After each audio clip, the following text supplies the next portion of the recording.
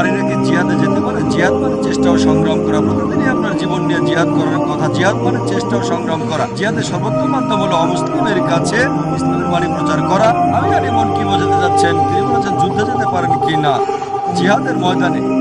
বুখারীতে একটা হাদিস আছে, খণ্ড নম্বর 4, হাদিস নম্বর 2784। আমাদের প্রিয় নবীর স্ত্রী আয়েশা রাদিয়াল্লাহু আনহা যখন নবীজিকে জিজ্ঞেস করলেন আমরা কি জিহাদে অংশ নিতে পারি, নবী বললেন তোমার জন্য সর্বোত্তম জিহাদ হচ্ছে হজ পালন করা। তিনি তার স্ত্রীকে বললেন তোমার জন্য সর্বোত্তম জিহাদ হচ্ছে হজ পালন করা। পরিস্থিতির বিচারে নারীরা চাইলে সেবা যত্ন করতে পারে, রোগ পরিচর্যা করতে পারে, পানি সরবরাহ করতে পারে। সহিহ বুখারীতে একটা অধ্যায় আছে, নারীরা যুদ্ধে অংশ নিয়েছিল, পানি সরবরাহ, প্রাথমিক চিকিৎসা ইত্যাদি করে যেতে পারে তো পরিস্থিতির বিচারে।